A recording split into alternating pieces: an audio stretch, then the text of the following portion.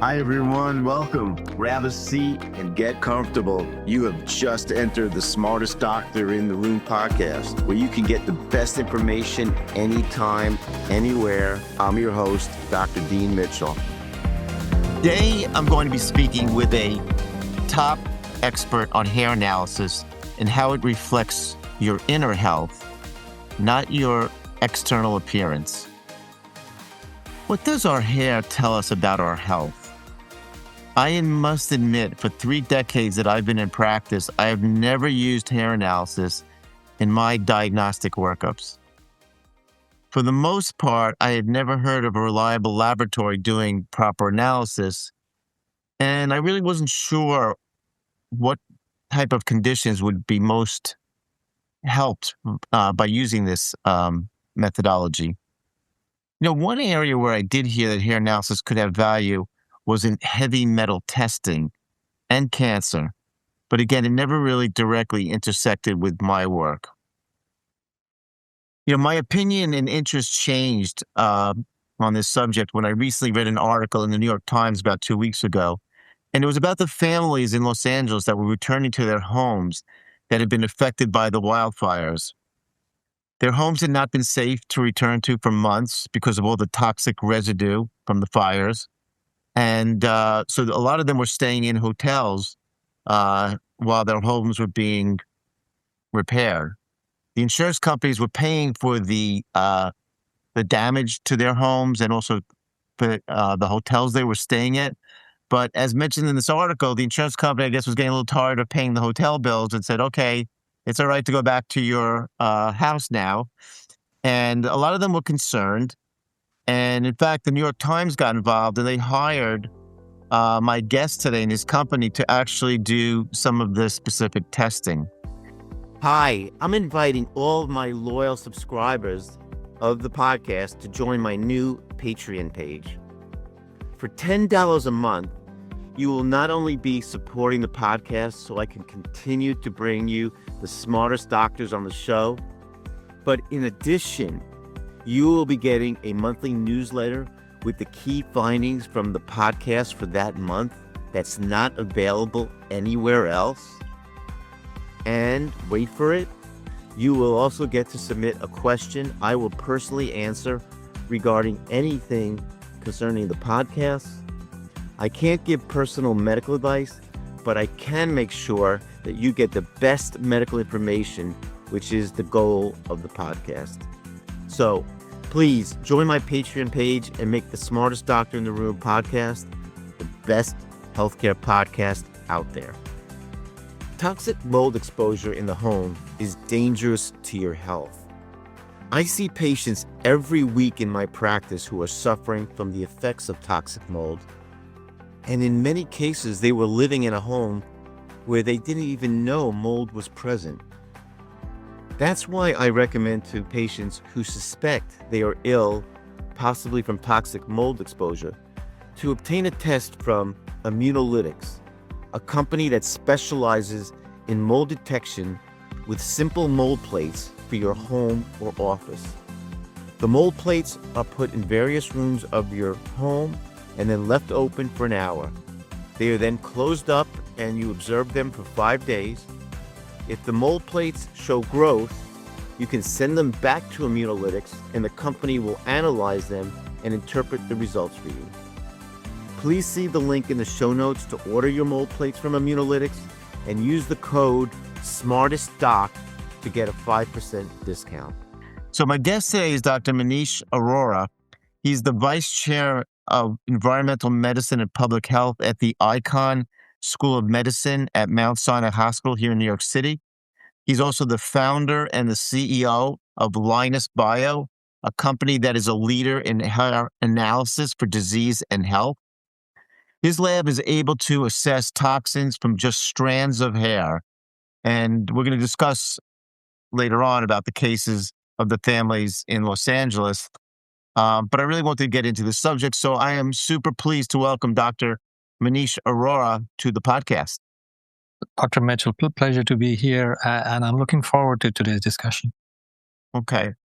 All right. Where we're going to start is the basics, because I'm sure my listeners and myself have a lot to learn here. But I'm going to just mention two memorable quotes from the New York Times article by you that tell us something about how hair affects our health. You said this, or you were quoted as saying this: 1 centimeter of hair represents 1 month in a person's life. And I'll just say the second one, we're going to discuss both of them. And you wrote, every other type of lab test, whether it's blood or urine, is just a snapshot. Hair has the ability to map back in time. It's a molecular movie. So please explain what you meant by that. Absolutely. So the first thing I'll tell your listeners is that, every part of the human body, whether it's blood or urine or saliva or hair, it carries useful information of what our physiology is experiencing.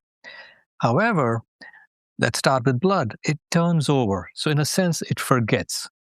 Now, if you were exposed to lead, something that almost everyone is aware of, your lead will sort of lose that information in about a month. And that's because the half-life, that's a technical term of, if there's an exposure today, that signature will half in its quantity, half in its information over a month. Whereas there are tissues in the body that don't forget, where things are just locked away, and these tissues don't turn over, they're quite stable. Hair is one of those. And the reason we can go back in time and make a molecular movie as opposed to that little snapshot that you get from blood is a very simple idea. I mean, it took me 20 years to define it, but when I convey it, people often think like, why did it take you 20 years? This seems so obvious. And it's obvious because if anyone has seen a tree that has been cut down cross-sectionally, you will see growth rings in it, and you look at the rings and you say, oh, that's year 1, year 2, year 3, and you're suddenly going back in time. I remember the aha moment back when I was a PhD student and I had a good head of hair myself. I miss those days. But I counted back 7 growth rings, and that one growth ring was garbled and very skinny. And I thought, 7 years ago, something might have happened. Maybe there was a drought. Maybe the tree got sick. That's when it hit me. If I can find growth rings in human tissue, suddenly I've unlocked the time dimension. So to cut a long story short, in hair, you can visualize growth rings every hour. And on average, you are growing about 1 centimeter worth of growth rings. That's about 1,000 growth rings every month. So if I were to take your hair, just one strand and 1 centimeter, I have information over the past month. I can answer a question that you couldn't get from blood, which would be like, hey, 2 weeks ago in the morning, what was your zinc level? Versus 2 weeks ago in the evening. Now, a blood test can't give you that because everything gets mixed up and blood forgets. It's a snapshot. Whereas here, you can just go back in time and make an hourly frame. And when you put it together, that's your molecular movie. Wow, that is really fascinating. Because the next thing I was going to mention was, I think a lot of people, we think of hair as cosmetic, and we all wish we had a huge full head of hair. But I used to also tend to think of hair as, quote, dead, almost like dead skin cells, devoid of any health information. But you're really saying quite a different story. You're telling us, and we're going to get into this, you're telling us hair can tell us about maybe the minerals in our body. Because like when I order a blood test, like you just mentioned zinc, for example, which is a normal mineral we need in our body. I measure something which I learned, for example, zinc in the red blood cell, which is actually better than the serum. Yes. But you're saying the hair can give you that same information, but maybe even over a longer period of time. Is that correct? So the hair really is almost like a live tissue. It's not really a dead tissue. No, and that's why it's growing. What happens is that as each layer of hair grows, it's absorbing information from the blood. It gets deposited in the hair and then it moves away and it's captured in this almost stable archive. So in this stable archive, the information is locked away and it's like a capsule of information. And then the next little capsule grows out of your hair and carries its own information. The difference between hair and blood is in hair, there is a timestamp, whereas in blood, everything gets mixed up. So it's like this. It's like looking at a list of recipes that you're going to put in your smoothie. You know what goes in first. But once it's all mixed up, it's hard to go reverse engineer it and say, oh, what did this person put in first? Was it the banana or was it the blueberries? Right? And that's what blood is. Everything gets mixed up. That's a great example. I'm a big Bitcoin person. It sounds like the blockchain. Like you can't rewrite the blockchain. It has to go to certain order. And exactly. Well, I wish I'd invested in Bitcoin. But clearly you still did. Time. There's still time. Okay. Tell me what else. I'm very interested. I mean, because again, and we're going to get into this in the article, obviously, how you could detect heavy metals and toxins. But what else? I mean, we know from like criminology, like hair can give you DNA information. I mean, Yes. can it give you protein? What other important things just in the normal person? Because, again, it's not something that I think is ever really done on, even with holistic doctors, like where they do a hair analysis of a patient as part of their health assessment. I'm going to raise 2 points here. First is the question you asked, what all can we measure? We can measure over 10,000 molecular signatures in each growth ring. So if you give me a centimeter of hair where I have 1,000 growth rings and I measure 10,000 in each growth ring, that's 10 million data points just from a single centimeter of hair that you have collected at home. And the way we do it, we don't ask you to pluck it. We just say cut it with scissors. We're not measuring the DNA, which is in the follicle. You can do that with a cheek swab or with a saliva test. So we don't need to do that. Okay. What we really measure is what is outside your body, what you've been exposed to. This could be the heavy metals you mentioned, like lead or arsenic, could be the pesticides, could be all these microplastics that everyone is talking about, and what comes out of those microplastics. But we also measure stuff that's inside your body, that your body produces, like cholesterol. We measure a bunch of hormones. We measure lipids. Wow. The zinc and copper that keep your brain healthy, the calcium that keeps your bones healthy. The difference is we can measure pretty much anything you can measure in blood, but because blood is a snapshot, clinicians like you and me, all we look at is how high or how low it is. So look, we're both in an age group where when we go for our medical, we're really concerned, is our cholesterol high or is it within the normal range? But what if someone asks you the question, what is the rhythm of your cholesterol? It seems out of place, but it's actually a very good biological question. It's just that we don't have the tools for it. Now in hair, I can answer that question. What is this rhythm or pattern over time at a molecular level? People are walking around with Apple Watches and Fitbits and those Aura rings, and they measure 4 or 5 things every second or so. Think of this like exactly that technology, but it's measuring what's inside your body at a molecular level. So it's like you swallowed a Fitbit or an Apple Watch and it's sending you signatures of 10,000 different things that it can measure. That's what this is. Let me ask you this because you brought up the point. So just so I understand this correctly. So the hair can pick up, let's say like in these patients, the people that were exposed to the wildfires or whatever, to certain toxins that were in the air, it actually gets in the hair externally. So that's yes, because I mean, is that what or was that from the internal? So we focus entirely on the internal. I'll tell you why this test is so different to so many tests that were done before. So let's start with stuff that we were doing for the past 20, 30 years. We would take a clump of hair, about 100 strands, and that's a lot of hair for someone to give. And then we would digest all of it in laboratory reagents like acids, make it into a liquid, and then give you one number. The problem with that was the outside of your hair is so contaminated. Let me give you a simple example. I'm a non-smoker. But if you walk down Manhattan, you will see a lot of people smoking. That's just the way it is. And so if you measure my hair at the end of the day, it would have some signatures of nicotine. And I would be misclassified as a smoker, even though I don't smoke. This took us several years. This problem was really a technical problem. It took us several years to solve. And the problem is a simple one.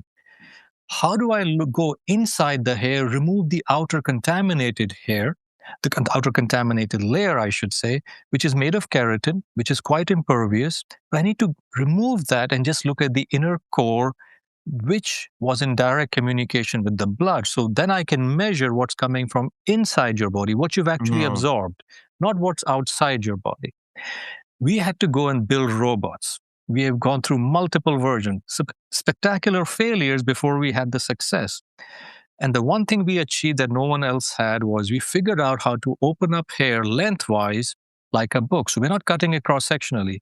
We're taking a single strand of hair, stretching it out perfectly straight, and opening it up like a book. And inside are the growth rings with all the molecular information, which is not contaminated by Wow. the shampoo you use, or whether you're working in a factory and there's dust on your hair. So the inside preserves Right. what it, I was thinking before too, of course, I was going to say, like, let's say somebody colors their hair or whatever too, that would affect all this. So this opens the book essentially and lets you get into the deeper layer. exactly. And as you can imagine, some people have very, very curly hair. So we had to figure out how to get them perfectly straight without using heat, because that would corrupt the That molecular would signature. denature things, right? Exactly. So we realized that human hands cannot do this. So we went and built robots with a Japanese company. And now we have this beautiful robotic arms doing very fine things without failure. And every day we are just literally opening up hair and looking at what's inside. Hi, everyone. I know you may already know from listening to my podcast that I specialize in treating patients with toxic mold exposure. It's become a serious problem for many years as we deal with the hurricanes and floods throughout the country. Even simple bathroom water leaks from a toilet in your home over time can contribute to mold buildup. I can help patients that suffer from the symptoms of toxic mold, but I also rely on the patients getting their current residence inspected so they are not continually being exposed. My go-to person for mold exposure is Joe Reese. Joe is a certified mold inspector with decades of experience. He is super thorough and gives you a straightforward assessment and tells you whether it's safe to live in your home or if there is mold. I should know. I used Joe when I moved to my new home 4 years ago. Fortunately, when I moved in, I smelled an unusual odor in my basement, and I immediately called Joe. He came over with his instruments, and he found the problem. Afterwards, I had remediation, and the problem was solved. Joe does inspections all throughout the country. He welcomes calls to his cell phone at 908-451-4592. You can also reach him by email at jprconsultants7929@gmail.com. Remember, mold in your home is not a good thing, but thankfully it's a problem that can be fixed. That's fascinating. So let me ask you, again, and this is again was what frustrated me about like checking heavy metals. I do immunology. I also do like what we call functional medicine. And, a lot of people in that area of functional medicine, like to look at environmental things, which I do too. Yes. But I was always, like you mentioned in the beginning, just a little bit confused because, yeah, as far as most of the time when I would draw blood on patients that were concerned about it, or if they came to me with bloods already, it was usually negative. Yes. Obviously, we do know that the children can be exposed to a lot of lead, unfortunately, like in Flint, Michigan. Yes. And what I've seen in my own practice, the only thing that was fascinating to me is that sometimes patients, especially a little bit more women, maybe there's a reason, if they're eating a lot of fish, like 4 or 5 times a week, their mercury levels would be high. But I think from what you've been saying is that you could get something a lot more accurate from a hair analysis, like from your lab, than from the blood. Yes, and it's not just accuracy that's the difference. The difference is, and I'll go into the story about those folks in California who were so affected by the fire. Okay. Because their journey helps answer this question. When they were exposed to the fire, the last thing on your mind is running around collecting a blood. And you just want to get away and save your family and a few precious possessions. So they leave, they go to a cleaner area, they stay in a motel, as you said, for a few weeks. Now your blood levels from that exposure around the fire are dropping every day because blood is getting recycled. So as a half-life of lead in blood is, like I said, 30 days. For manganese, the half-life is less than a week. So if you're exposed to lots of manganese... Is that because it's in the red blood cells and the red blood cells turnover, or...? There's some red blood cell turnover. Also, blood exchanges with other compartments. So blood will start depositing things in bones and other areas. Okay. So blood is very porous. Its purpose is to take things and deposit them that evolution has taught us to. Lead serves no purpose. We want to protect the brain. So let's put it in the safest compartment we can find, which is bones. Right? So blood starts depositing lead in bones. Manganese goes elsewhere, and so on. But when we analyze the hair, we suddenly see, while they were near the fire, the levels were going up. As they moved to the motel, the levels started dropping. When the dad went back home to clean, his levels start rising again. And when the whole family goes away for vacation, again, the levels start dropping. So it's just this pattern. right? Where blood is giving you one pixel along this pattern, it's hard to decipher. It's like listening to one note of a song and saying, oh, I can identify the whole rhythm. Well, you Great can't. analogy. Yeah. So we need the whole pattern to say this is what's happening. So I'm not saying blood or hair, one is better than the other. I'm saying both provide complementary information. Right. Blood is essential to practice of medicine. When I was doing surgery around the mouth and face, I would order a massive path report. I want to know if my patient has diabetes, if their clotting times are normal. I don't want them to have trouble wound healing after I've done some surgery. Hair answers a complementary question. What was happening to you months before you even came for a consult? And now let's extend this to the California folks again. Now we know as their children are coming back to school, have the schools been cleaned enough? If the levels start going up, I can tell them, look, your blood levels are still hovering around the normal level, but there is a pattern. If it's not going up, that's great news. Our efforts to clean our children's schools and environment are paying off. The same thing can be applied to other areas where the time dimension is so important, like women's health, health for in longevity studies, like you mentioned, functional health.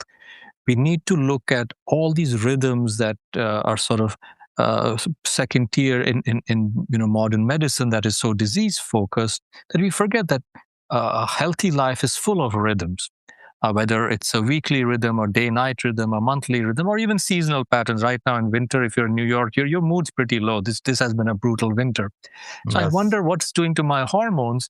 And of course, if I could collect 2 centimeters of hair, I would know before and after and during the winter months how my physiology was changing. And this is just from a single hair, you said too, right? Or you don't need the cluster of 100 hairs anymore? No, I know. I'm still surprised how some groups are saying send us 0.25 grams of hair. That's like 200 to 300 strands of hair.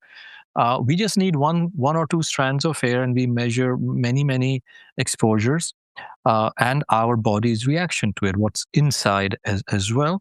And all of that because we developed the robotics and we developed lasers where the beam size is so small that hair looks like the Grand Canyon to the laser, right? We can go in and just pluck out these growth rings. It took me many years in my academic research to come up with this, but now it's a fairly refined technology. We've even developed the world's first biochemical rule-out test for autism spectrum disorder. I want to get to that after. That's fascinating. Absolutely. Let me just ask you, who, obviously in the case with LA, sounds like the Times contacted, reached out to you. They heard about your reputation. But who is sending you samples? Is it mostly researchers? Is it anybody in, the regular public that's getting involved, getting this testing? Yes, so we help people from all walks of life. We have contracts with major academic centers who want us to test their patients both as part of research and clinical care. We are helping the Japanese government study their population. They just want to say, hey, we sequence the genome. You can help us sequence the exposome. What does our population's exposure look like without worrying about health and disease? We just want to know. So that's what that means. I saw that one of your articles, exposomic research. So that's basically exposure research. How we are exposed to all these thousands of factors in our environment and how our body reacts to it. Right. So if you remember during the COVID days, we had all these cases of identical twins, both exposed to the Delta variant. One's really sick and one's walking around like nothing's happened. Well, it can't be the genes, they were identical. It can't just be the environmental factor, that's identical too. So it was something about how our body reacts to it. And all of this coupled together is what Exposomics is, and that's what we work in. We've also helped pharma companies, test their drugs. For example, in many clinical trials, we take a blood sample at the beginning and at the end. What's happening in the middle is a black box. But if you collect hair, I've got an hourly frame, so I have no missing information. And in one study, we realized the difference between responders and non-responders was because all the action was in the middle. And we could see that with the hair, but not with the blood.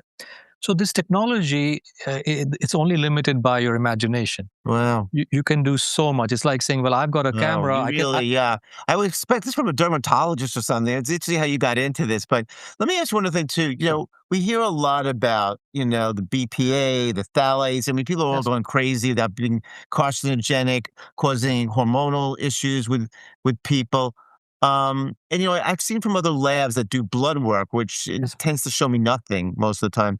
Is Right. this again something that you look at, and Yes. is there a big focus on environmental toxins and exposures?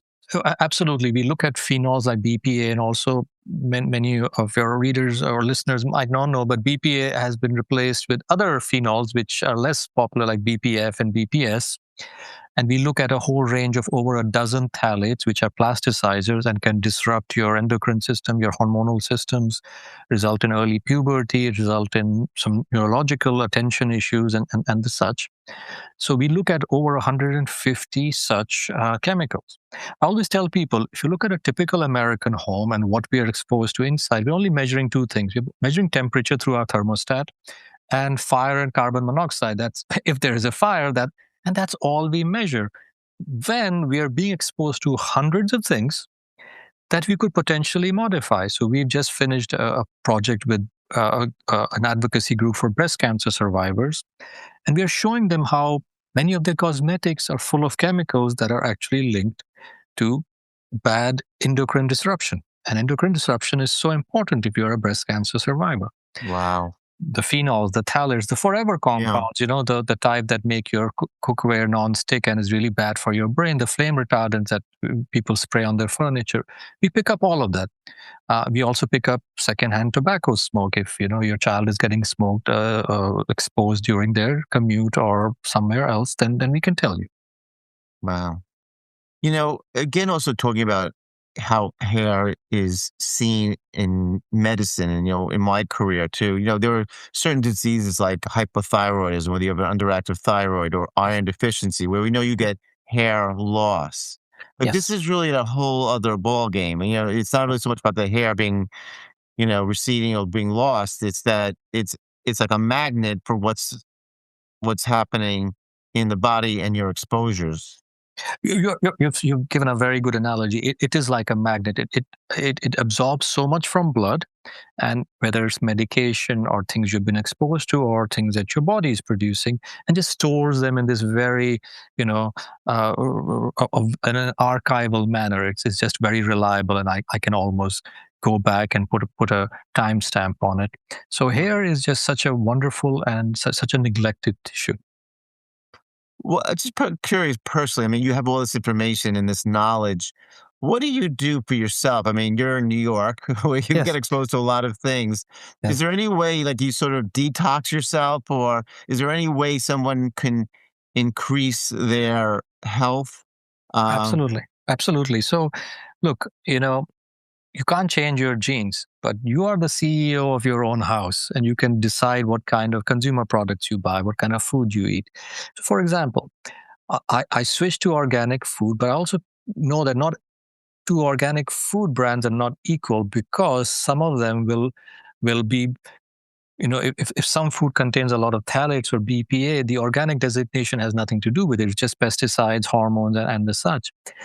So I look at I have three daughters. I actually have triplet daughters. So my house oh, is wow. Wow. covered in cosmetics and things like that. And so when I go to their place, I look at all the consumer cosmetic products they have. They dragged me to Sephora, this this is a makeup store which I had never noticed before I had daughters. Now I can't escape it. But now, as people are becoming more knowledgeable and they're demanding with their wallet, you will see there is a green tick on some of them. So I made a rule. Hey, you can buy some of this within reason, but it has to have that green tick because it's free of BPA and I'm phthalates. sorry, what is it? The green sticker you said? Yeah, there's a green sticker in Sephora. I'm not Yeah, promoting because Sephora. it's very But yeah, tricky too. When you yeah, get cosmetics, they'll say organic, they'll say yeah, all natural, but then you'll yeah, see a zillion other chemicals in there that somehow there's all yeah, these yeah, rules probably where they can slip by. And exactly. So, in response to your question, I also, when I look at clothing, I make sure it's not covered by some kind of, they'll put it under the category of wrinkle-free, water-resistant. But what is making it that are chemicals that your body really shouldn't be exposed to. So yeah. I'm just going back to basics and making sure that every exposure my children have has more good in it than risk. Yeah, that's Wash the vegetables, peel them, yeah. things I like had that. somebody on a couple of weeks ago, Dr. Ray Dorsey. He was terrific. Yes. He's now in New York City. He's like a top neurologist, Parkinson's expert. I know Ray, Oh, actually. you know Ray? He's such a great guy. And what his book that came out, The End of the Parkinson Plan, whatever. But his same theme, which is mind-boggling, is that like 70% of the Parkinson cases he believes is environmental, where pesticides or anything at the top of the list. Yes. And he makes such a great case. I think it was actually in his first book, I think The End of Parkinson's, where he said, Parkinson's really was a disease that came about at the turn of the century in Britain when the Industrial Revolution. Yes. Because he says you go back in time, back whether it was Hippocrates or Galen, whatever, they saw a lot of diseases, and they made that sound exactly like the ones we have, but they were pretty similar. But there was like no Parkinson's. And, so again, to your point, this whole idea of the external exposures is very concerning, and we need something that really gives us a good way to diagnose, your health. I mean, people are so busy with also just in general, their food, their cholesterol. I always say it's the air that you breathe. I think especially in those, what do they call it, in those blue, what do they call the blue ocean, places where the blue zones, blue regions, zones, blue zones where people live, well into their 90s or to hundreds. You see some of those areas. It's like they're probably the most pristine areas left on the world. Yes, you're absolutely right. And I had a similar conversation with Ray Dorsey. What we need to do, and that's why hair is so important, and that's why I struggle that I could go give 5 tubes of blood and get someone to measure my functional health, but I couldn't take my kids with me. So the other advantage of hair is because it's a painless, non-invasive collection at home. Now the whole family can be involved. But I find things in my kids' hair that I wouldn't. I don't have much hair, but I can still grow a centimeter at the back of my head. What about facial hair? I mean, you have a nice beard. Thank you. I appreciate that. Well, we are working on developing the test for hair from other parts of the body, and we'll focus on arm hair. So folks like me who don't have much hair on their head can give you a few strands from their arm hair. And that's the whole part of this longevity movement that I want to impact. Not only do you want to live longer, you want to live healthier. And that very much should be the focus, because that's what means that you are not getting all these diseases of aging and of modern society. For me, the key to that is reducing your environmental exposures. You might not have been dealt the best hand genetically, but without these environmental exposures, you can still come out on top. And you can control so many of them by taking simple steps. So when we do an exposure assessment report, we will give you a 5-6 step plan that says, hey, do these things. If you've been following the podcast, you may know I practice holistic functional medicine and immunology. In fact, at Mitchell Medical Group, we've been treating chronic fatigue patients for 3 decades. It's critical in this work to have a trusted pharmacy that can compound medications for our sensitive patients' needs. ITC Pharmacy has been our go-to pharmacy the entire time. They can make medications ranging from thyroid hormones to dye-free medications for all of our highly sensitive, even allergic patients. If you or your holistic doctor are looking for these very specific patient medications, you can contact ITC at 888-349-5453. They have licenses throughout the country and can have medications delivered right to your doorsteps. My patients have been so pleased with their service, and you will be too. Let me ask you, how much let's just say if there was a typical test cost? I mean, we keep it under $200 for the whole network. So we purposely keep it very low. For the autism test, it's under $500. And I, as a parent, have a journey there as well. My youngest daughter, among my triplets, youngest by a minute, is neurodiverse, and we were struggling to get the right diagnosis. Wait lists in autism, centers are over a year long in many cases. So I developed this because I just could not believe that in the United States, the best, most advanced medical nation in the world, in 2025 and 6, my daughter has to wait a year to just get a diagnosis. So now we have developed this rule-out test, and you get an answer within 3 weeks. And I didn't want to charge an arm and a leg. and we just charge $500. That's really incredible for this very sophisticated testing. Yeah. I want to ask you maybe another person you know too. Yeah. I interviewed about a month or two ago Professor Quadros at Downstate. I don't know him, but please go You ahead. know of him, right? Yes. Because I tell you, when I was doing my interview with him, I almost fell out of my chair. I mean, Right. here's a person doing this work in basically, I think, in silence for decades, and he found this whole thing about the folate receptor antibody. Yes. Leading. Yes. Making a very high risk for autism. Yes. Whether it's present in the mother or obviously if it's detected in a very young child, and unfortunately, people aren't detected. The children aren't detected early enough to sometimes make a big impact. It's not seen. So Yes. tell me a little bit about, it's kind of fascinating. So what is your work in autism or on the neuro spectrum? What is it you're able to identify these children early on? Yes. And so here's the autism landscape. About 3% of children are diagnosed as being on the autism spectrum. Right. So that's not a small percentage. Well, Now, irrespective of what causes they are which haven't been identified, the biggest problem for me in autism is the delayed diagnosis. right. For a condition that exists at birth, we detect it on average around 5 years of age, and that median age of diagnosis hasn't shifted. It's been stubbornly stuck at 5. When I go to Japan, there it's even older. In Sweden, it's older, closer to 7. Really?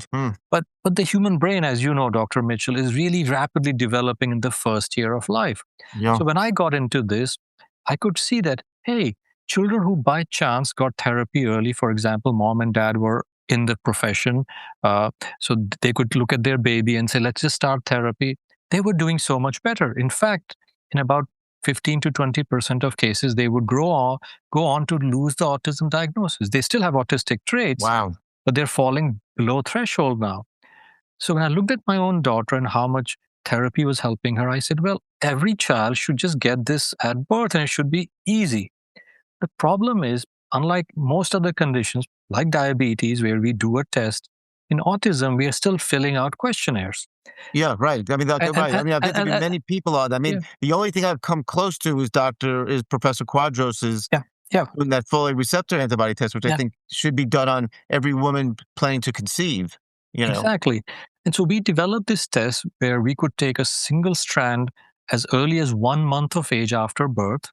And we did these multinational studies. We studied Swedish twins who are identical, where one twin gets the autism diagnosis, the other one does not. And we still saw this difference. Wow. We did studies on Japanese babies among New Yorkers in California and poor communities in Mexico. So we recently submitted a study on 16 to 1,700 families, and we are studying the children and the moms. And our test at a population prevalence of 3% is over 99% accurate in ruling out autism. So the idea is simple. Ruling it out. Wow. The idea is when you can just screen early, we say, look, you're not on the autism spectrum, but you have some risk. Now we can start developing therapies that even mom and dad can deliver at home.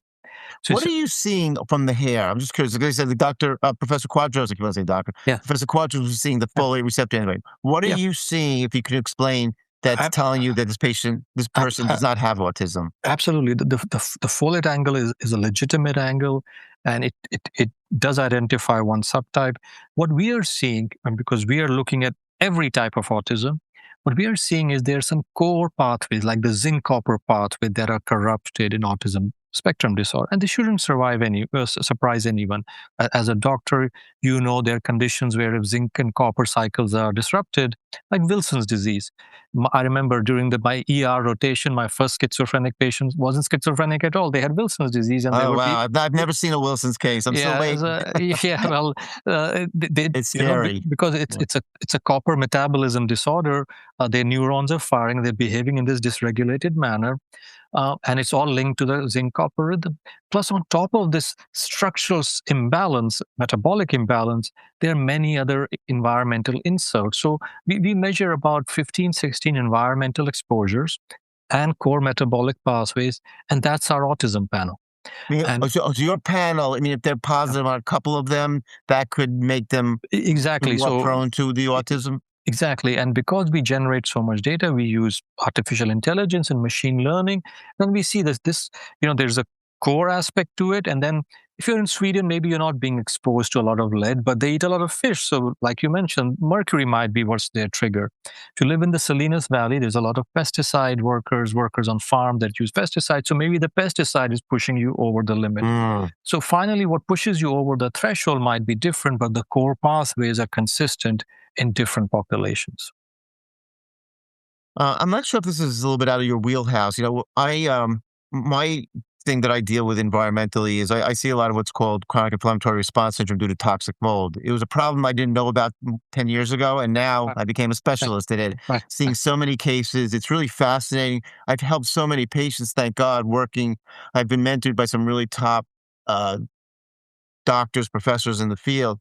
But, one of the things we use, for example, is binders. So, but I was just curious because, we'll hear about chelation therapy, binders, saunas. Are those any things that you get involved with or that you work with doctors that are doing this to try to essentially detox patients that do have elevated levels? So no, and we have to be careful about chelation therapy. The NIH did these big studies when there was a concern about lead exposure. Yes. What we found was that chelation therapy is not that specific because it will not only, for example, get rid of the lead, it will also bind calcium. And there's a reason for that. If you look at the chemistry of the two ions, their outer electron structure is identical. So anything that binds lead will also bind Oh, that's calcium. interesting. Okay. So we have to be very careful. I know certain medical toxicologists will use it in acute situations where there's been an occupational exposure, and there I suspect it's justified. But at a population level of exposure, I'm not a big fan of that. The better way to do it is, first of all, reduce your exposures, and then your body has this immense ability to heal, to It to to, does. to Right. regulate itself, and therefore, if you're switching to a healthier lifestyle, as you have seen amongst your patients, I'm sure all their panels start moving towards a Yeah, well, then you're right. Like healthier when I zone. deal with the mold patients, the most important first thing I could do is get out of that situation, and then they start to do better as well. Exactly. Yes. Yes. But what about also, you mentioned, like, for example, like lead likes to go into the bone. I mean, Yes. I would think sometimes when stuff gets into tissue Yes. versus the circulation, it could stay around longer and potentially cause problems. Is there any way of reducing that? Yes. So that was one of the things when I was helping the group in Flint, and I was helping this other group Oh, near you were involved with them? yes, and I was helping this other group in the Exide battery plant in southern Los Angeles. I said, look, the concern is this: we will remove the lead externally, and many of the people who expose their blood levels will start coming down. That's great. However, and especially when we look at the females in the group, the young females, that lead to a large extent has been deposited in their bones. When they get pregnant, and much of the fetus's calcium supply comes from the maternal skeletal stores, not from the diet immediately, then it's almost a vertical transmission of this environmental injustice that the lead that the mother was exposed to is now transferred to the fetus. Wow. Unfortunately, there's no easy fix for that. The best fix is to really have the nutrition levels very high. So if the receptors have to choose between lead and calcium, there is much more calcium in this system for them to grab. Oh, so you might recommend a higher calcium diet. Exactly. And so, many people, I know many clinicians recommend calcium supplementation, especially in areas of higher lead exposure. Its efficacy hasn't been fully proven, but I also don't see harm. So many pregnant women are zinc deficient. In mice models, we have seen giving good doses of zinc within physiological limits, not overdoing it, reduces the amount of lead that the mice absorb. So there's evidence, generally speaking, going back to the advice, my grandma used to give me, eat well, so that, you just can ward off all the evil stuff or all the bad stuff from the environment. I'd like to take a moment to let my listeners know that my new book, Conquering Candida, is now available on Amazon in paperback and ebook. If you believe you suffer from Candida, this is the first book in 50 years since the original book, The Yeast Connection by Dr. William Crook, to give credence to this underdiagnosed and undertreated condition. If you also want to understand gut health and the microbiome, I also believe you will enjoy this book. I do appreciate if you read this book to rate it on Amazon and provide your comments and a review. What about also, just talking general, I know we've been talking about it a little bit, because I saw again one of your papers Yeah. about 125 biomarkers of exposure to food contaminants and oxidative stress in healthy adults. So Yes. what is the point of that research? Are you looking at to see if what people are eating, there's a lot of Absolutely. pesticides or something in there, or how it's affecting their cells? Exactly. So what I want to do is say, look, I want to help people move towards a healthier lifestyle, and there's nothing more encouraging than seeing a simple graph saying, "Hey, you did this, and look at all the good stuff's having an impact." So Right. if you imagine, I'm tracking your diet, and before you make the switch, I find phthalates, pesticides, all the nasty stuff, and your oxidative stress levels are high, and we can measure oxidative stress in hair. And then as you switch towards a cleaner diet, a better, healthier lifestyle, those toxic chemical levels are coming down, and so are your oxidative stress levels. To me, that would be such a reinforcement that, yes, your choices are having an impact. Just like people now are using their wearables like an Apple Watch or a Fitbit to Yeah. just run longer, stay healthier, sleep better. And I think if we can do that at a molecular level, we'll be so much healthier. But we need to give the consumer the data so that they know that their choices are actually having a quantitative impact. If somebody did have, I'm just thinking, I'm trying to get some people who do the research at Tufts. They have a very famous Yeah. nutrition center there. Yes. And somebody wrote in a book many years ago, which I loved. It was called The Color Code. We're talking Right. about how it's really amazing in nature. Things Yes. like blueberry, they're high in the anthocyanins, and Right. all the different colors in nature can be detoxing. Can Yes. that sometimes maybe help a patient, like drinking green tea, organic blueberries? I mean, to some degree. I'm a big believer in all of those healthy regimens. I need to be very honest. I'm not an expert in that area, Okay. so I want to be just I mean, so you don't give fair. people a special diet to follow. It's No, really more no. What I'm giving them is a way to reduce their exposures, okay. and really identify how changing their choices, whether it's consumer products or exposures, and as such will reduce these exposures and improve some of the markers of their health, like oxidative stress. I'm giving you another research job. Yes. Because again, you're measuring people's hair. Is there Yeah. any way in the air? I mean, Yes. that people could think about, let's say, how do they know if they're getting a lot of exposure to these toxins? There's no device yet that can be put in a home that would give them an assessment of that. So no, not really. And even the air pollution data that you get from your weather app, it's only so reliable. I'll tell you why. Most of the air pollution information we get is from stationary sensors that the government has placed in certain locations. So Right. now, if Like you with look, pollen, my yeah, background's in allergies, so I know they put the yeah, pollen, and yeah, maybe if the wind blows in the right direction, you get a lot yeah. on that counter. So the air pollution monitoring sensor that's sending me information is about 7 miles from my house. So it's giving me the same number whether I'm here or I'm living next to the highway, where the air pollution will be much higher, or I'm a bit further away, living in a nice wooded area where the air pollution level is lower. It's just a matter of resource. So we are working on measures of what's coming from air pollution. We have developed a panel which is specific to like wood burning, and that was in response to the California fires. And so we have a certain set of chemicals that we can measure in hair that will tell you, yes, you have this biomass burning exposure or not. So each few months we are adding more information, and air pollution is certainly one of them. Hmm. Would you recommend also to, I mean, again, it sounds like your grandmother or my grandmother's advice. Like, if Yeah. somebody was exposed to a lot of these things, is it good to be like in nature, like in a good park, or near the water, breathing good air? Absolutely. I think one thing we have forgotten is how important green space is to our health. And it's not just calling it green space. Green spaces come in different shapes and sizes. If you're in a park that has been regularly sprayed with pesticide, I often look at golf courses and I think, yeah, I don't think the golf course is that healthy. If you're No, just no, they're not. going No, for, Dr. Ray, our friend, said yeah, they've yes, seen a lot of cases where people develop Parkinson's who are big golfers because yeah, use a all lot the of pesticides to keep those pesticides. nice and smooth, you know? Exactly. Whereas I rather be walking through a wooded area and along a beach, which is as undisturbed as possible. And I just take precautions. I don't get Lyme disease by wearing, proper clothes and Right, washing right. my Yeah, feet later on. there's a lot of things to watch Yeah, out for in but life. our ancestors were doing all of that without modern information and technology. So that's what I like, and that's why I live where I live. I live half an hour north of Manhattan, in an area where we have tall oak trees. Sometimes a deer is walking past my backyard, and things like that. Because all of that does make a huge difference. And as you said, in the blue zones, what do we find?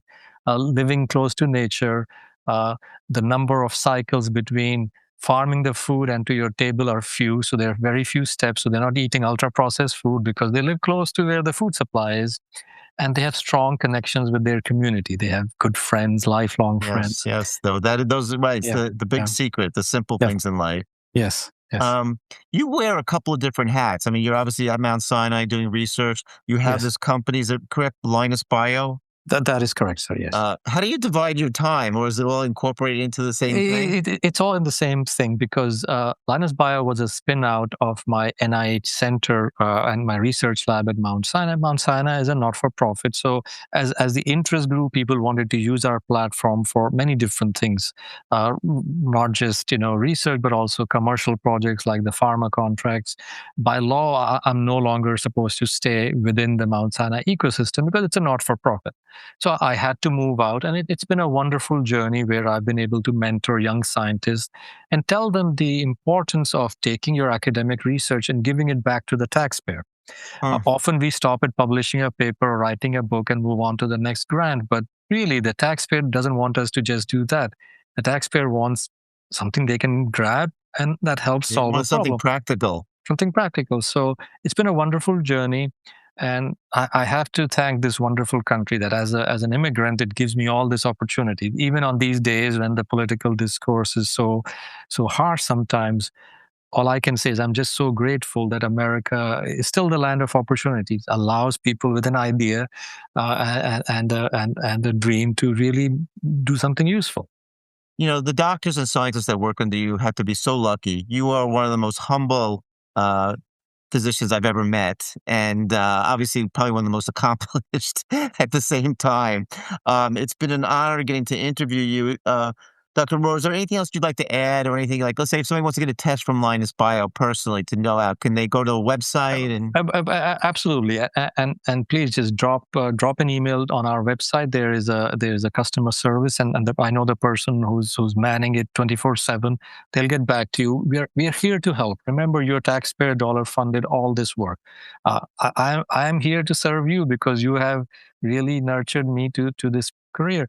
And I'll tell you this, Dr. Mitchell, if they mention your podcast and your name, we will give them a 20% discount oh, because that is, oh my gosh. Listeners, I hope you're you, listening really good. This is amazing. I actually uh, I have to end the podcast with one really fascinating story. Everyone, it just sure, came to me right now, and I hadn't thought about sure, it before. yeah, I saw a young man, he was yeah, probably in his late 30s. He was actually yeah, from Canada, and he right, flew into New York to see me. right, And he was suffering terribly with the diagnosis of fibromyalgia, literally right, had yeah, pain all over his body. He yeah, had seen numerous specialists in Canada, and it was really sad. You know, again, this young man married, he had children, he couldn't even play with them. I mean, yeah, he ran a business, but he was able to, yeah, he was like the owner. yes, And, you know, because I'll never forget when he came to my office, he came in, his wife was wheeling him in a wheelchair. I mean, to see a yeah, 30-year-old yeah, who otherwise looks fine, you know, and I did a lot of testing on him. He did have a fairly complicated medical history, you know, with a lot of antibiotic usage and things like that. So I was worried about microbiome dysfunction. yes, But I was even fooled myself because again, the patient sometimes can be your best ally. After I was caring for a little while and we were struggling, he was getting a little bit better, but not fully better. And then a lead test was ordered. I don't know if he asked for it or somebody else right, did. And it was sky high. yeah, And I was like perplexed, like, where did this come out of? And it turned out he was of Indian descent and he was getting herbs from India. uh, yes, yes, yes, And they were full of, I guess, of lead. yeah, yeah, and And it's it took a while, but he started yeah. to slowly get better. Yes. once he identified the problem. So again, Yeah. just for my listeners, I mean, I think the big point of this takeaway, not to scare anybody, but as you've mentioned very humbly, be aware of what you're putting in your body, what you're putting on top of your body, and what you're Yes. exposed to. These are things that are very treatable. Yes. Dr. Mitchell, I'm a big fan, so thank you for the opportunity of being on your show. All right, guys. I hope I get to meet you in person one day. Thank you so much for your time, Dr. Arora. Absolutely, sir. All the right, best. take care. Bye-bye.